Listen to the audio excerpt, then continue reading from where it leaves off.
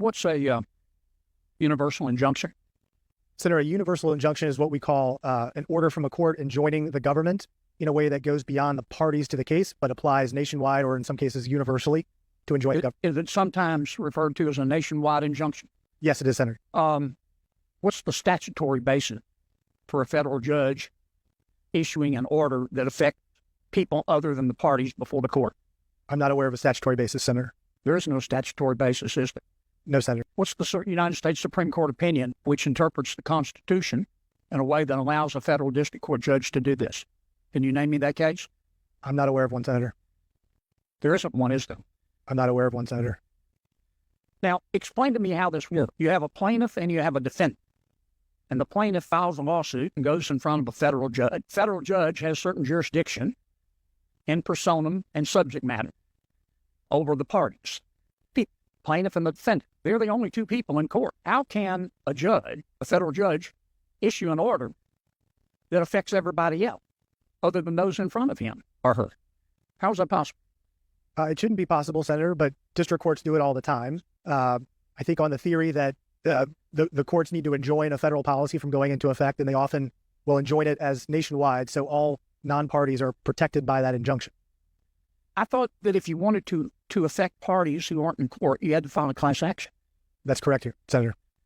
So why don't the federal judges, instead of issuing a universal injunction with no legal basis, tell the plaintiff, look, you got to go file a class action if you want to impact parties who aren't subject to my court? Senator, the Department of Justice makes that argument all the time in our briefs. I think in many cases, class actions would be inappropriate. They wouldn't, the plaintiffs couldn't satisfy Rule 23 to establish a class. So they couldn't? Correct. So they prefer to ask for a universal injunction? Yes. Does this encourage forum shopping?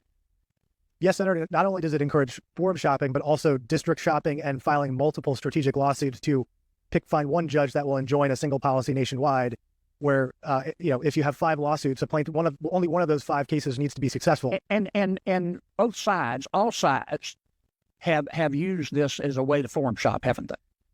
I think plaintiffs, regardless of administration, will often file cases in the most favorable forum, yes. Okay, we've established that there's no basis in statute and no basis in Supreme Court precedent for a universal injunction. How about in common law? I mean, universal injunction is basically an equitable remedy. Did this exist in common law courts in England on which our law is based? I don't believe so, Senator. I think the government has cited cases from the Supreme Court that says, courts are really bound by the scope of relief that a court in equity would have granted back in England before the founding, and the courts at that time would grant relief to the parties in the case, not far beyond them. A universal injunction as a remedy is unknown in English common law, is it not? I haven't done the research that far back, but I'm not aware. I have. It's unknown. Wasn't part of equity. Only about 27 universal injunctions were issued in the 20th century. Does that sound about right? That sounds about right, Senator. But 86 of them were issued against President Trump in his first term. Is that correct? I don't know the specific number, but they were a high number. And so far in President Trump's second term, 30 universal injunctions have been issued against him. Have they not?